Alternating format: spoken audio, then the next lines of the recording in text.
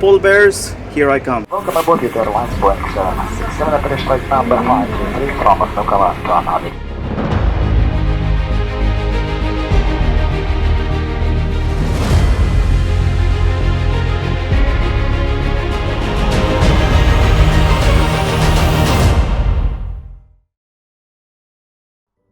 One of my things to do in my life's bucket list was to see a real polar bear from a close distance. Those giant white fluffy bears with cute-like eyes, hiding a menacing creature of stealth within. This animal is by far the unchallenged champion and the king of the Arctic, which befits his personality and charisma, and I wanted to have an encounter with it. Welcome to Chukotka, Russia's final frontier, bordering the United States with Alaska visible from a close distance. A land where time stands still. A land of unique culture, tradition and geoposition. A land where weather rules and dictates every part of your life. An unforgiving terrain, both mesmerizing in beauty and terrifying in nature. I, Joshua Levy, was one of the first tourists of my heritage who visited the region after 10 years alone. Journey to Chukotka, Russia's 87th region, is challenging to visit for foreigners, being classified as a border area enforced by the Russia's FSB border guards. Having received my official permission, I will fly to the principal city of Anadyr from Moscow, which will take me across 6 time zones with a plus 9-hour time difference from Moscow. This is one of the longest flights in Russia, a whopping 9 hours and 30 minutes on board UTAir's Boeing 767-200. Furthermore, it is important to remember that Chukotka is at the edge of the world's time zone. If you go any further, you go back 24 hours to the exact time, which in fact was a mind-blowing experience for me. I mean, can you imagine seeing the sunrise and the sunset at the same time? For me, this was a journey of a lifetime, and I couldn't wait to see the polar bears from a close distance. Or at least, this is what I thought. Who knew what would later transpire? My journey began on the evening of March 18th, 2021 at 19:40 p.m. from Moscow's Vnukovo airport. Welcome to the UTAir 767-200 flight from Moscow to Anadyr. Here we go. So we are waiting now for people to board. That's the aircraft. Добрый вечер, уважаемые дамы и господа. С вами говорит командир корабля. Меня зовут Владислав Чукотка, второй пилот. Андрей Дедов, старший бортпроводитель.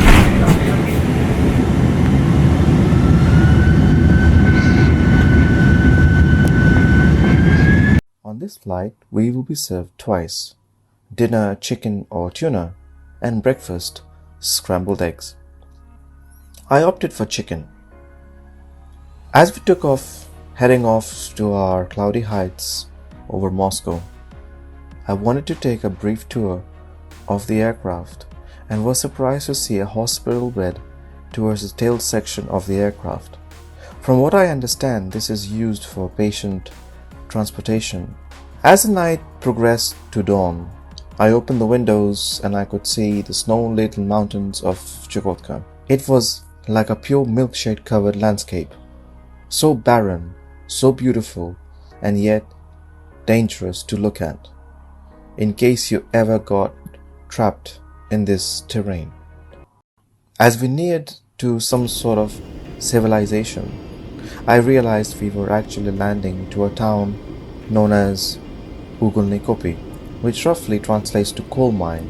It is important to remember that Anadyr is actually a separate town, and that another airport, the one to which we are arriving, is actually located in Ugolnikopi. These are two different cities separated by the Gulf of Anadyr, also known as Anadyrsky Zaliv.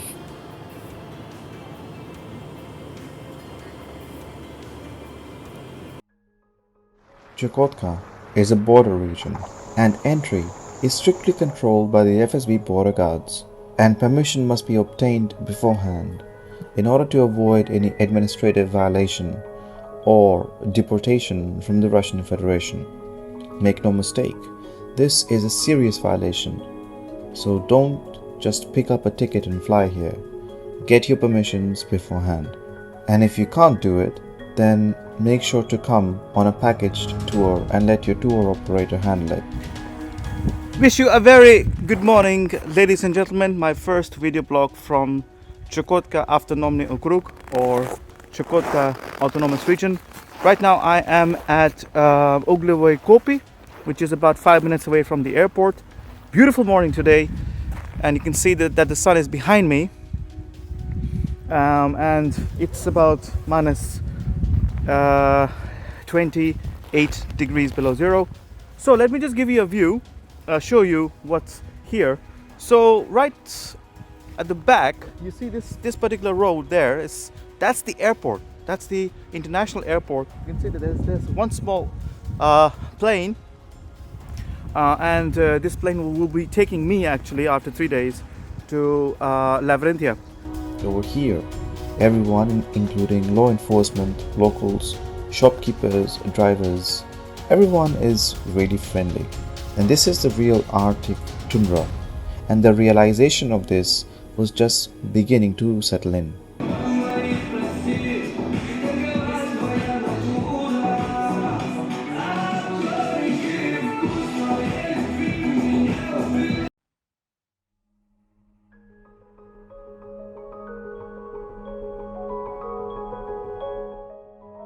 I checked into an apartment hotel known as Chukotka. As I checked into the hotel, I was made aware of the cosmic prices which awaited me. For one night, I paid $38.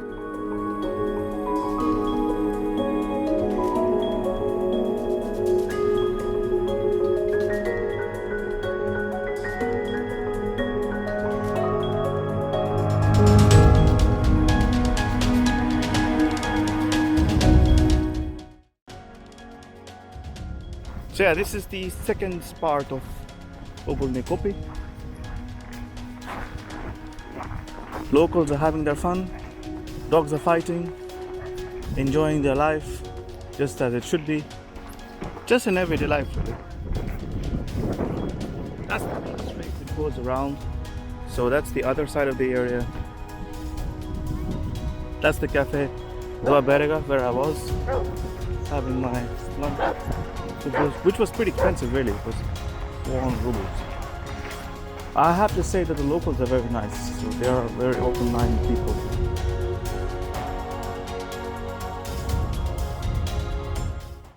I'm having my lunch here in Cafe Two Shores, Dua Berega, here in Ogulne Kopi, here in Chukotka. Let me show you what I'm eating. So I'm eating macaroni with some meat and some salad. Let me give you the cafe today. I think I'm the only one here having my food, but it's really nice. I really like it. So after this, I'll be going to the city of Anadir from here. What you see here is the area of Uglevoi Kopi, and we just arrived basically from Uglevoi Kopi over here. And now we are going to the city of Anadir, which you see right in front of me over there, and this is all sea. The next morning, I wanted to explore Anadir, as I had to wait 3 days for my connecting flight to Lavrentia.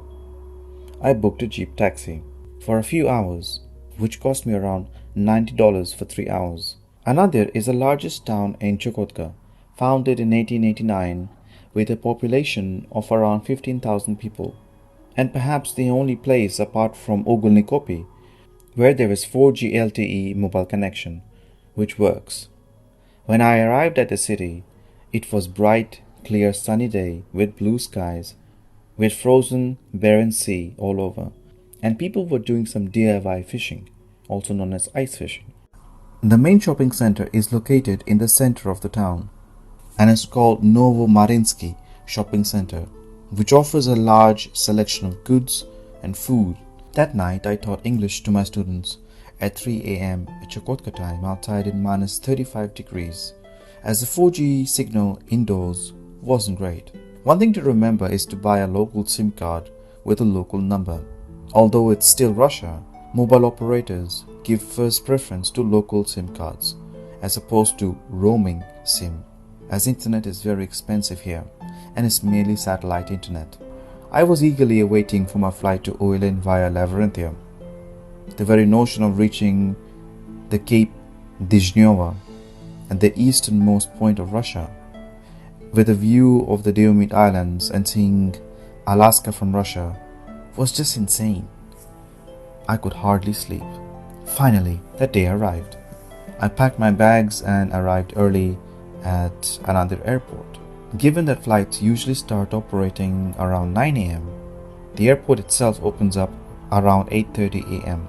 It is important to remember that Chukotka, which is a local airline of Chukotka автономный округе, has special operating procedures. Flight sectors where helicopter operates, they cannot be purchased online and they have to be bought at the ticket desk 2 hours before departure.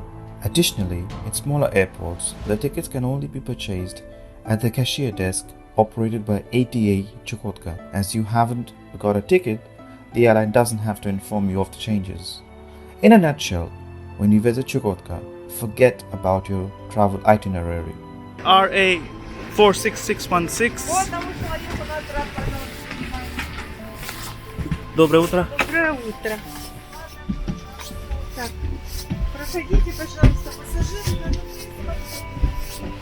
So this is my seat 1A. You can see here. And that's all the baggage.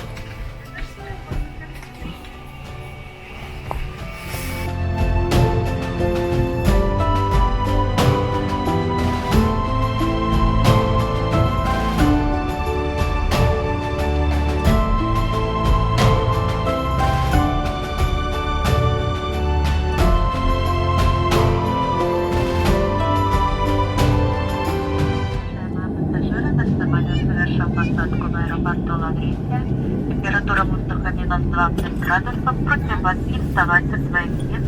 До полной остановки самолета к выходу мы вас пригласим.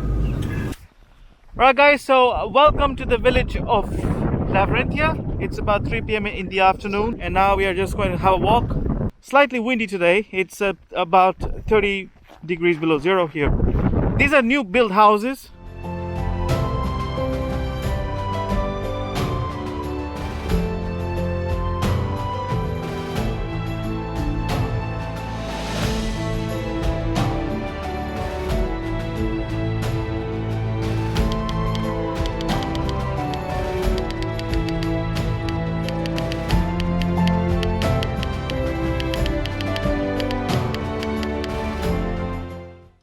With me, I have my wolf. Where has he gone? You see, he's a wolf. Whooshing, whooshing. And the beautiful sun is out. It's here you go. That's the sun.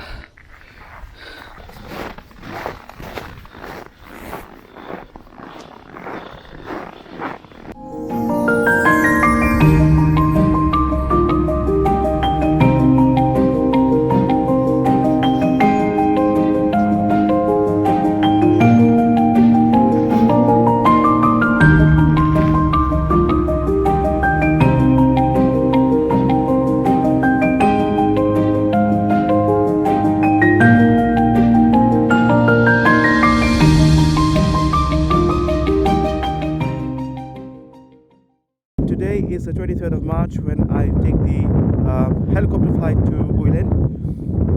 Outside temperature at the moment is about 16 degrees below zero. That's not the problem. The problem is it's next to the sea. You can see there you have the seashore. That's it. That's the sea. And the problem with that is that we have very high and very strong winds, and this is why my hands and my face is absolutely freezing at the moment. So that's the reason why I have the headscarf and I have my hat. In 2 hours time I'll be taking the helicopter to Oilen and then I'll make another video blog from there. So I'll see you soon. Take care and bye bye.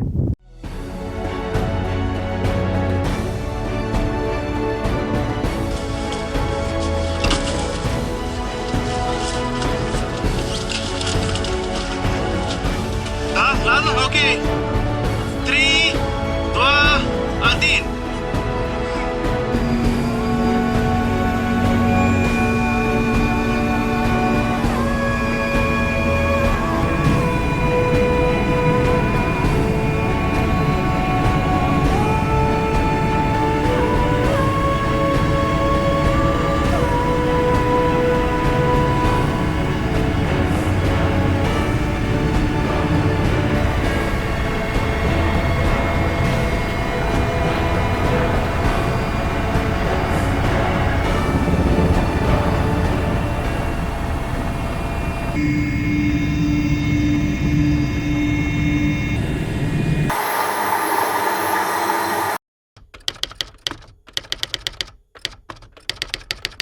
And this is the village of Uylin. Finally, I'm at the edge of the civilization.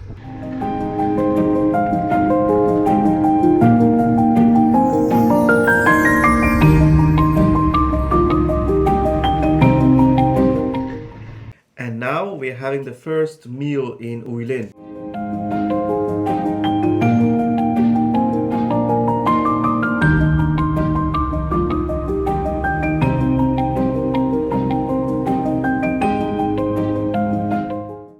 This is tasty fish. It's the first time I'm having fish from the ocean nearby Uylin.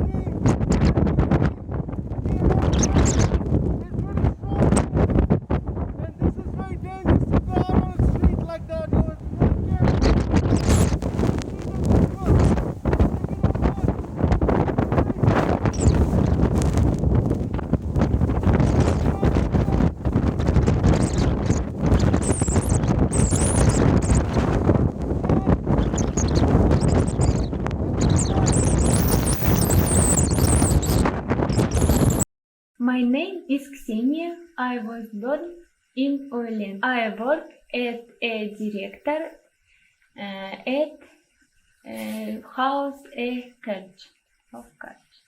Мне нравится жить в Уйлине. Здесь моя семья, здесь я родилась. Так, в летнее время с семьей ездим на отдых. Также на лодке выезжаем за грибами, за ягодой. В Уйлине есть один детский сад, одна школа, дом культуры. Я думаю, в будущем будет очень много туристов. Ну, так как они приезжают к нам каждое лето, но закрыты границы, будут больше знать об Уйлине, о нашей культуре, о наших традициях.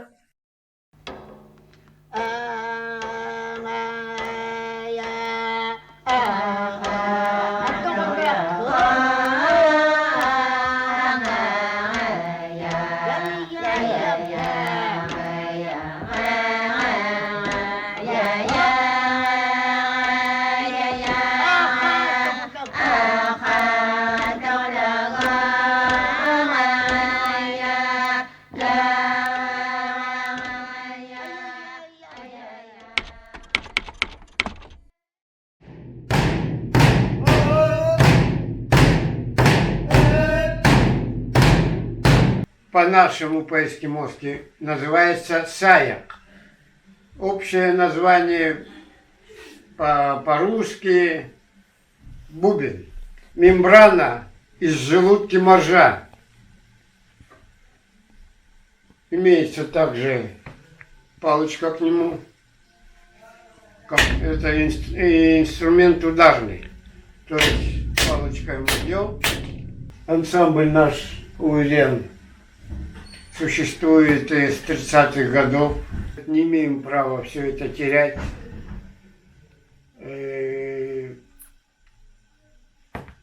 Мы не многочисленный народ, но танцы и культура, все мы держим.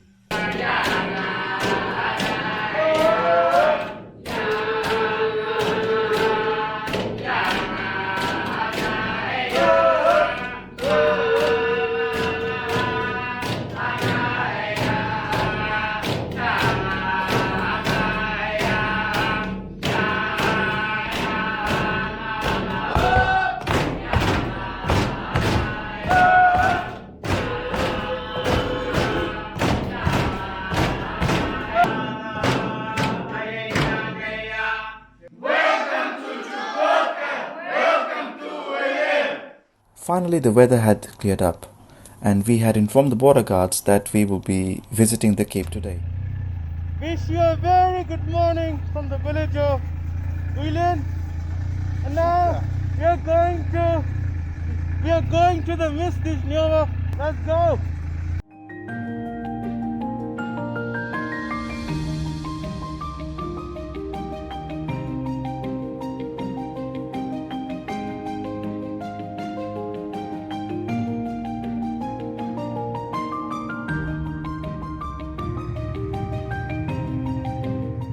Dishnova is the easternmost point of Russia, and indeed the world. It is around 28 miles from the Diomede Islands, and the international date line crosses through it. This is a very unique moment because time converges and you can see two sunrises at the same time, 24 hours apart. The Cape is usually visited during the summer months, as it's difficult to visit during the winter due to snow and ice. Ladies and gentlemen, welcome to Miss Dishnova. I have finally reached the end of the earth, the final point of the Russian Federation on the eastern side of Russia. That's Miss Dishnova, that's the small mountain, and you have a small, very, very small, iconic monument, so to speak. It's down there. Let me show you right in front of me there. You see, that's the big Diomede. That's it. After that, it is USA. That's where Russia ends. That's it. Obviously, you can't go there. That's the big island.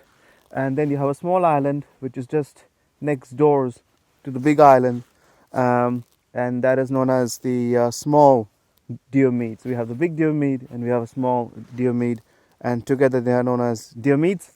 And the international date line is over there. So that's the international date line. So at the moment, I think it's about 10:30 a.m. in the morning on the 28th of March, and it's 10:28 a.m. in the morning. If you go just across the date line, it will be the 27th of March. I was allowed to spend a good amount of time alone. It was an emotional moment for me. I just became the first person of my heritage to reach this place. 6 kilometers away from the international date line, I could see the big Diomede Island, also known as Ostrov Ratmanova, in the distance. I could see today and yesterday at the same time. I could see the sunrise and sunset at the same time. I could feel time standing still. It's when you're in the moment, you're lost for words. I thank God for His power and His support. I thank the people who helped me to get here. I couldn't have made it this far, at the edge of the earth. Tears ran down my face, but they froze and became snow. The next milestone was to see polar bears from a close distance, and I messaged my contact in Vankarem, a popular place for bear spotting. It turns out my travel organizer, which took more than $3,000, gave me wrong details and the wrong dates to visit the polar bears, as it was already quite late for viewing the bears, with just 1 week remaining to view them. I felt cheated, betrayed and angry, not mentioning feeling defrauded. And all of a sudden I realized that this was all in vain. Learning this, I became desperate to leave Uilen, as I had to cut short my stay here, as there was no direct route from Uilen. To make matters worse, all the flights were delayed due to bad weather, and there was only one flight, yes, one flight a month from Lavrentiya to Egvekinov, and I had booked myself on that flight. And it was vitally important that I stay on my schedule and visit Vankarem to see the polar bears, if any left.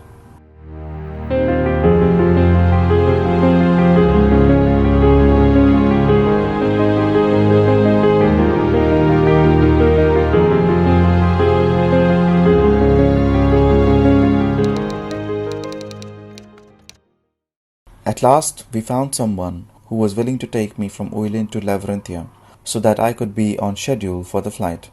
It's about 4 a.m. in the morning.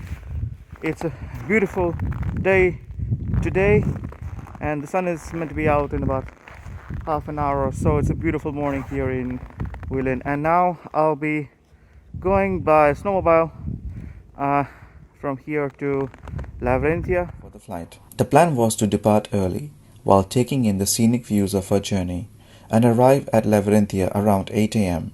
in time for my flight to another, which was supposedly quicker rather than waiting for the Lavrentiya to Ekvekinot flight. This would have meant that I would have arrived in Vankarem before the 8th of April in time for viewing the polar bears.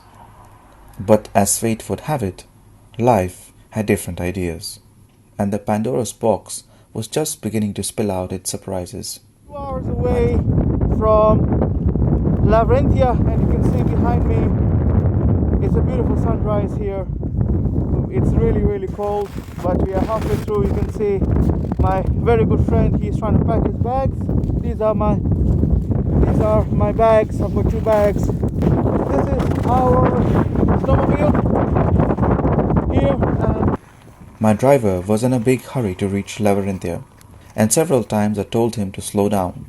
As the driver was well versed in directions and the road, he insisted that he knew better than GPS, which directed him to drive towards the right. Instead, he veered off course and continuously drove towards the left. Then the first incident happened, and we got stuck in 3 feet of snow. And this was relatively easy to get out. We dug our snowmobile, and within 20 minutes we were driving again. You can see here, that's what we had to do.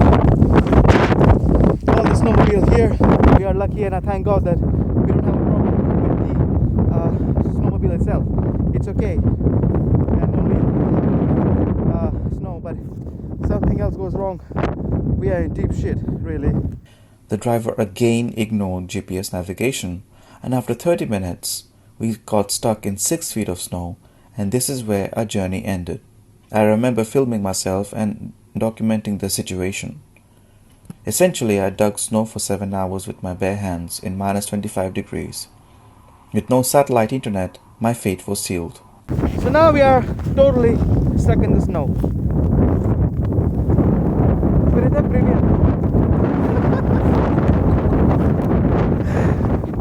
We're totally fucked. There's nothing we can do. We have to wait for people.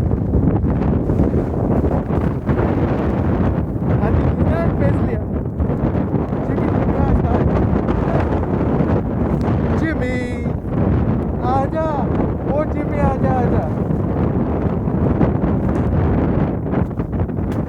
Stuck in the snow for 3 hours. We're waiting for somebody. If they will try to find us.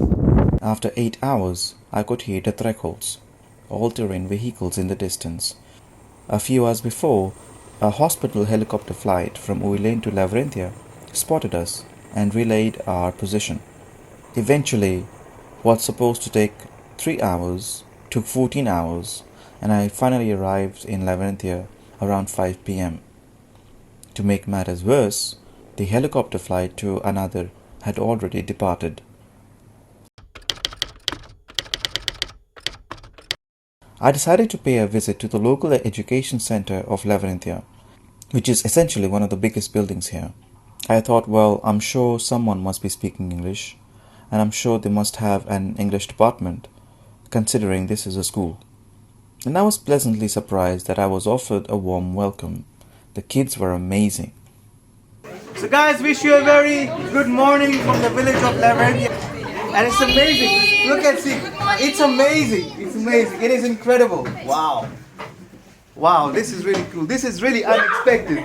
Really unexpected to see so many guys. And they all speak English. It was incredible to meet students and teachers. We shared our experiences. Essentially, I was accepted into the society and participated in their events. It was one of the best experiences in Chukotka. And yeah, those 4 days flew by. And I still want to go back to the school someday. Those guys were just amazing.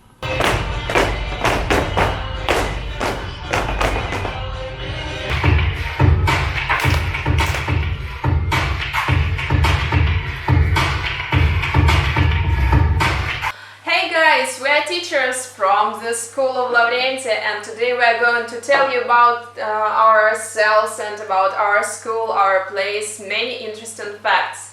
And I'm Olga, this is Anastasia. I'm Olga too. And today we are going to speak Russian. Наша школа, здесь учатся национальные коренные народы, это чукчи, эскимосы.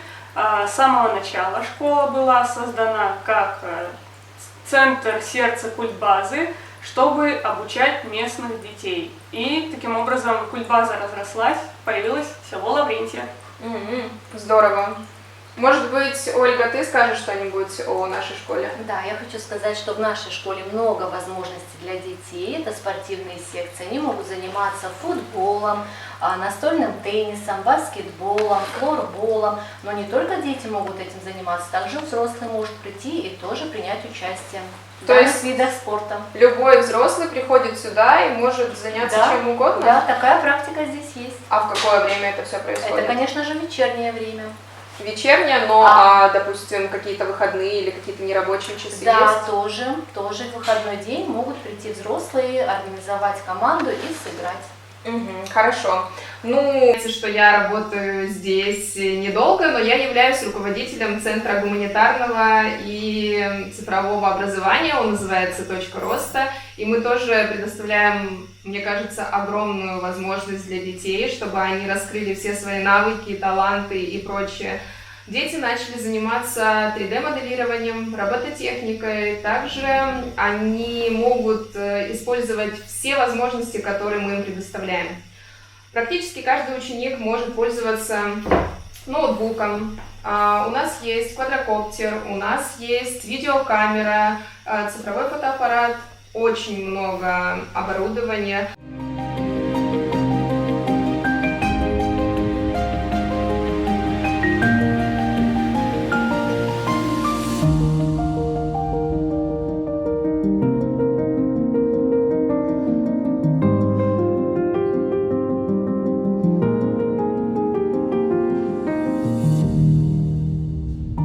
Guys, wish you a very good morning. It's my second video blog here from the small village of Lavrentia, located in Чукотский автономный округ, at the edge of the Russian Federation. And today is my first time I'm here in a Russian public banya, and it's a very, very interesting experience. So I'll see you guys later on. Bye and take care.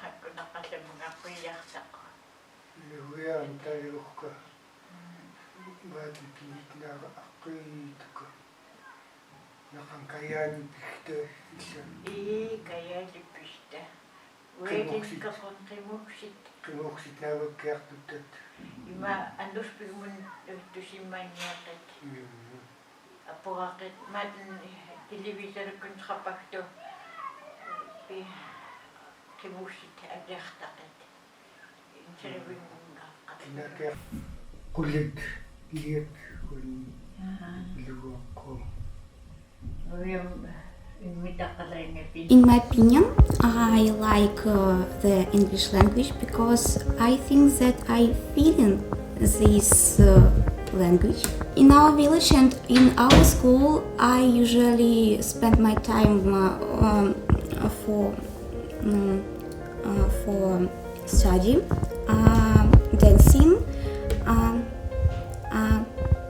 and prepare for my exams. It's all. That's all.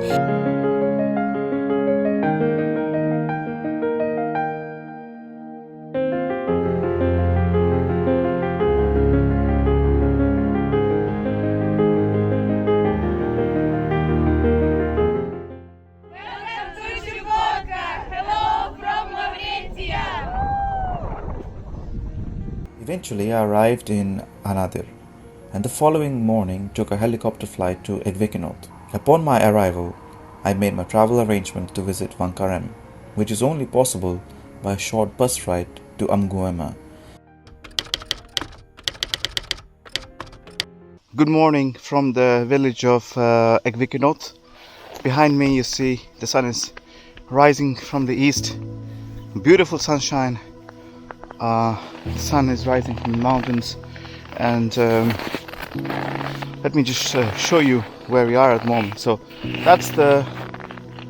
this is all sea. This is all sea, and here we have the mountains, and the sun is beginning to welcome us to a new day here. This place is located by the sea, and the airport is just to my left. So I'm here for 3 days. After a few days I'll be going to Amguema, and from Amguema I'll be going straight to Wankareb. That's the main road which goes in and out of the village. So you see at the front here, if you go there, you will see the airport, and then you take the main road. This is the main road basically. So you see here, all this is main road, and we'll be going up the road a little bit.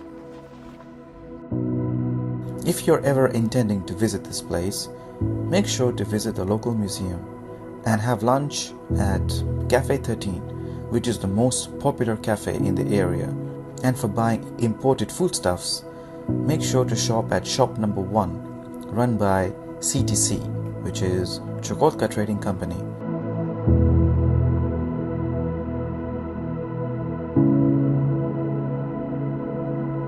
There's one small bank,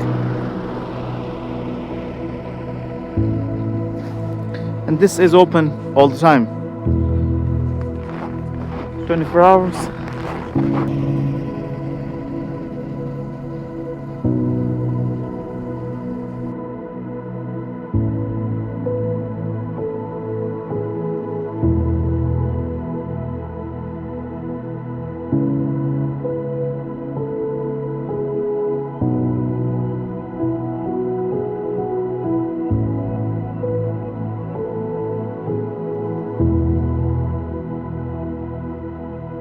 While I was here, I decided to try out ice fishing at Cross Bay, also known as Zaliv Cresta, which turned out to be a pretty interesting adventure and a good pastime. I remember waking up at 4 a.m. in the morning and walking over to the central point in the town for getting decent internet speed, which was enough for uploading a few pictures on social media. Nevertheless, free internet and free Wi-Fi does exist, and you just have to be a little bit patient for using it.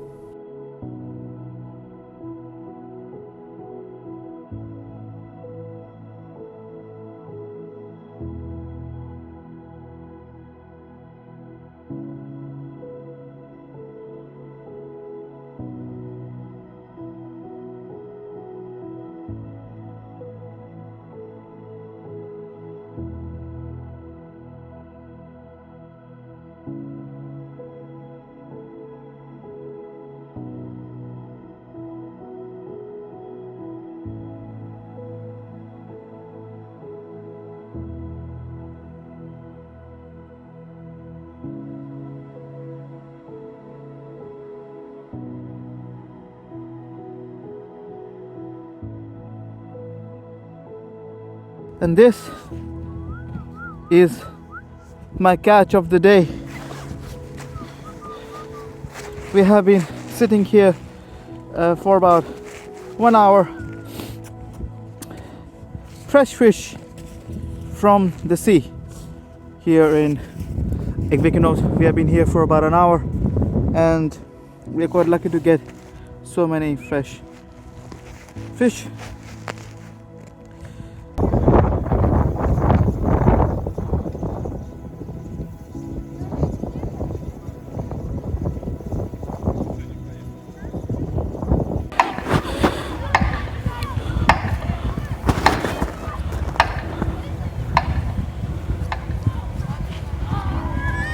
Память о ветеранах, участниках войны, всех тех, кто воевал, кто отдавал жизнь на поле боя, кто трудился в тылу во время Второй мировой войны. Давайте все вместе зажжем свечи.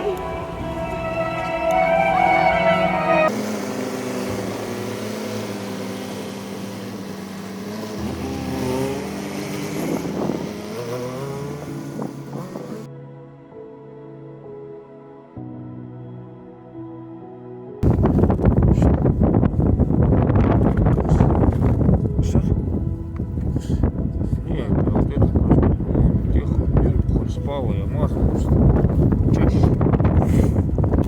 Глаза смотреть.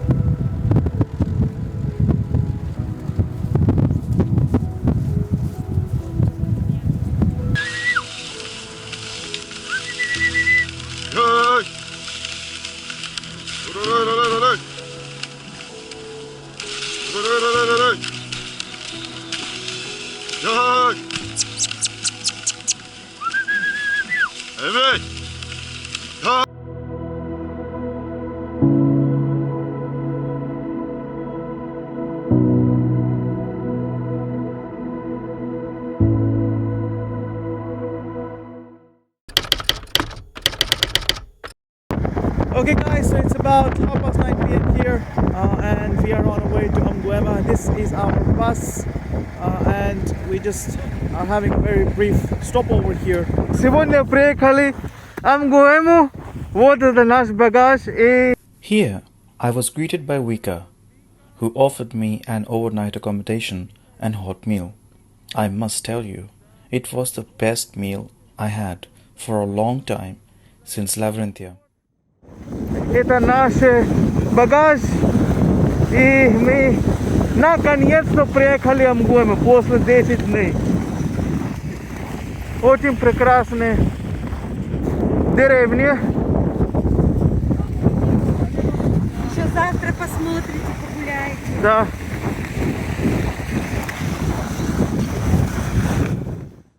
That morning I decided to explore Amguema and meet with the locals. Well, if you are planning on visiting this place, make sure you purchase a local Beeline SIM card, as other mobile providers do not work here.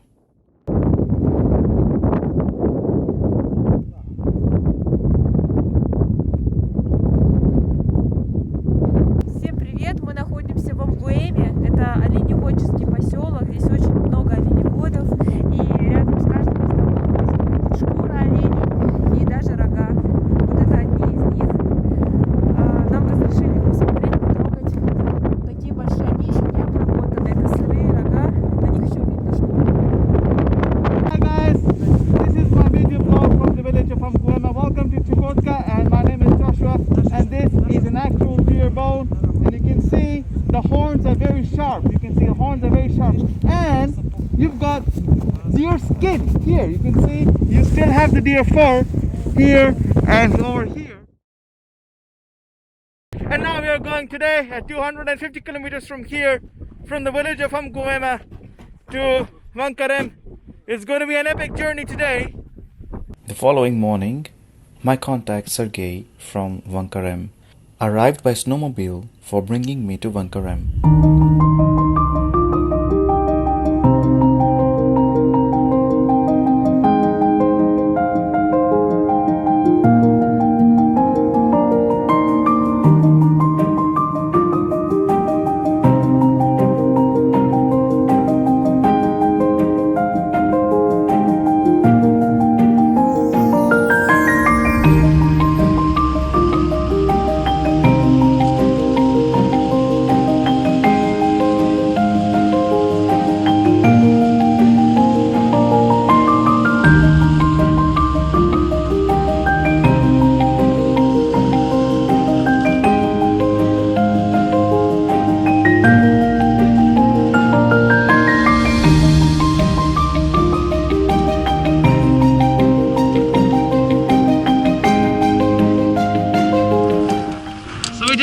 Our way to the halfway point.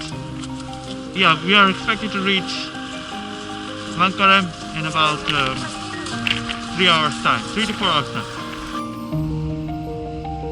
I had finally arrived, well, 1.5 months late, and over the next few days we drove almost 200 miles in total, searching for polar bears.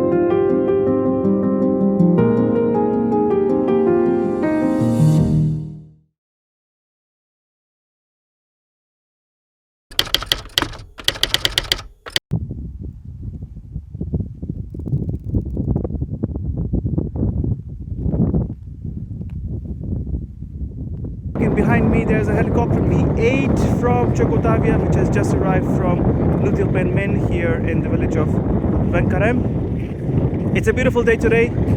We searched, and not a single bear was to be found. They all departed towards the ocean. Nevertheless, during our search we came across interesting landscape and rock formation. Footprint of a polar bear. You can see how big the actual footprint is.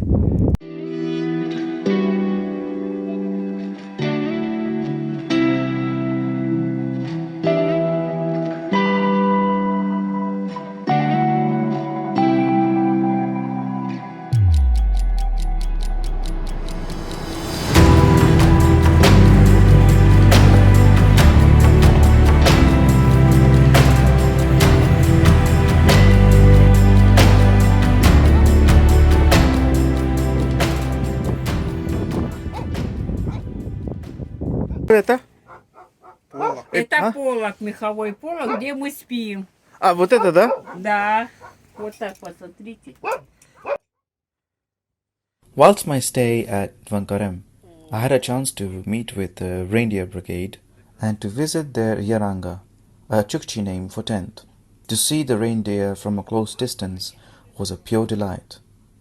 As my time was coming to a close here, I also had a chance to see a seal from a close distance as well. Well, using a drone.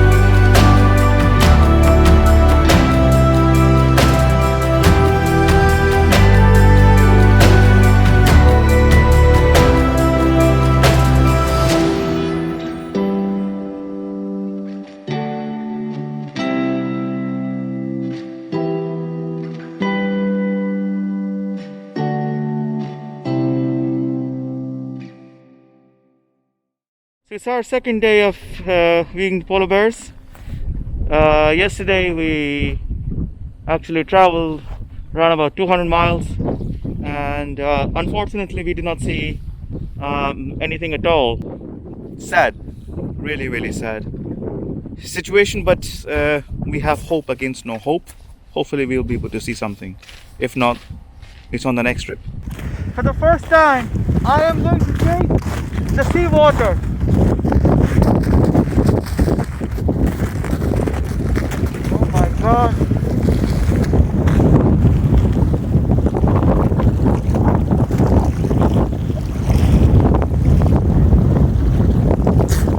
Соленое. But yes, I have tasted seawater. This is the ocean. Welcome to Chukotka.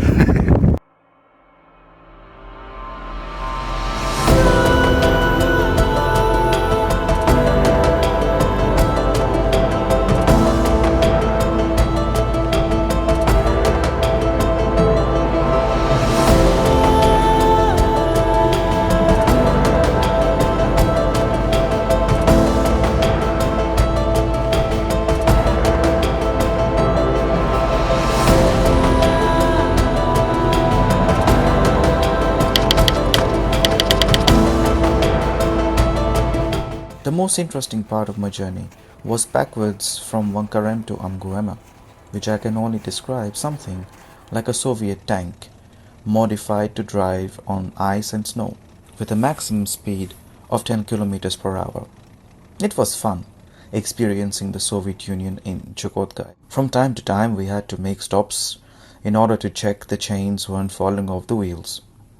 The total journey took around 14 hours. Upon arriving, I was greeted by Vika again, who managed to put me on a return bus back to Ekvequinoth, where I spent a few days exploring the town.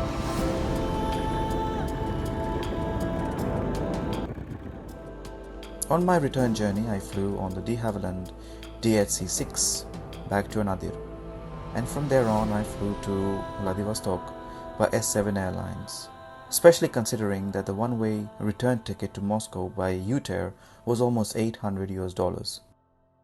After 18 hours of non-stop driving from Vankarem, we have finally arrived.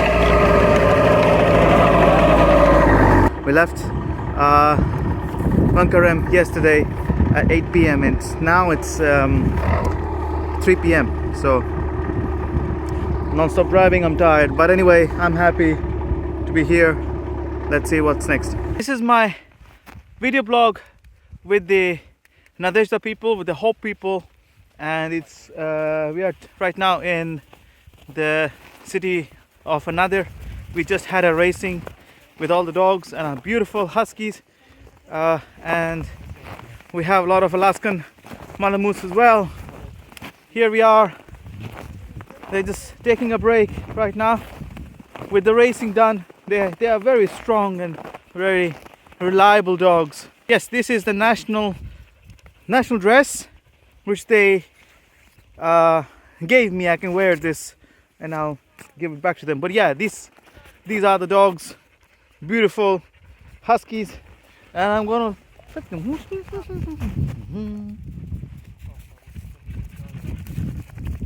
Very, very lovable dogs. There was no ice road between Anadyr and Ukulnikopi, so we will have to go across the sea using a hovercraft. It's my first time. I'm taking a taxi, and your taxi looks like this.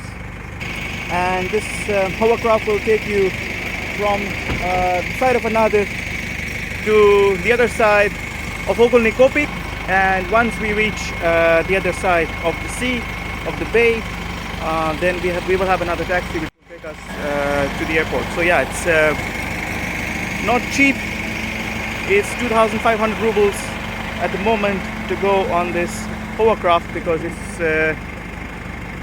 because unfortunately there was no taxi. So the taxi was like 1,000 rubles, and you can see here this is where we need to go.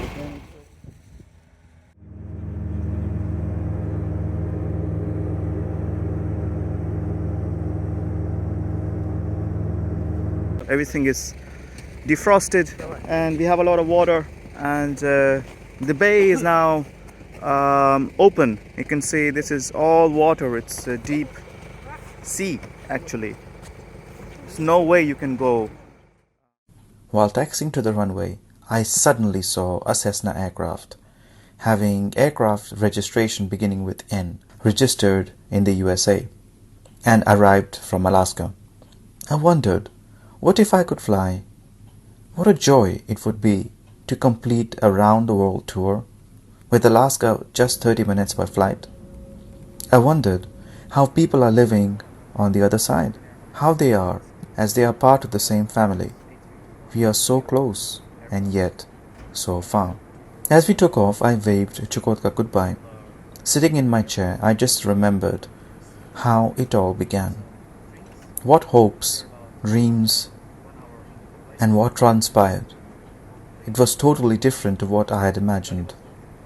It started off with a polar bear, but actually ended up meeting Chukchi and Eskimos and experiencing the environment itself. In a way, this adventure turned out to be better than expected. Meeting with local people and learning about their traditions, values, and culture taught me how diverse we as a race are. And this holds true for wildlife as well. Despite being probably one of the few foreigners to visit, I was met with open arms, offered warm hospitality, and offered help and assistance where needed. I made new friends along the way. They learnt about me and I learnt about them. They learnt about my heritage, my culture, and vice versa. It is true, Chukotka is a different world altogether, where nature rules, a world where we are guests, a land where time stands still, a land where your travel plans are completely useless and are at the mercy of the elements. This land belongs to the Arctic and its wildlife, and for those who are living here, it's their native land and we must respect it. We must learn not only to protect them, but also the wildlife, which is unique to this region, including the all-important polar bear, which are the true king of the Arctic. I feel immensely privileged to have experienced the adventures I've had. It taught me to be strong from the inside and told me not to be afraid in difficult circumstances. He taught me to believe in myself, and more importantly, he taught me to have faith in God. I can't give an exact summary to this region. For me, this was an enchanting and enlightening experience. With just 30 kilometers from USA, we are so close and yet so far. I am waiting for that day when that distance will disappear.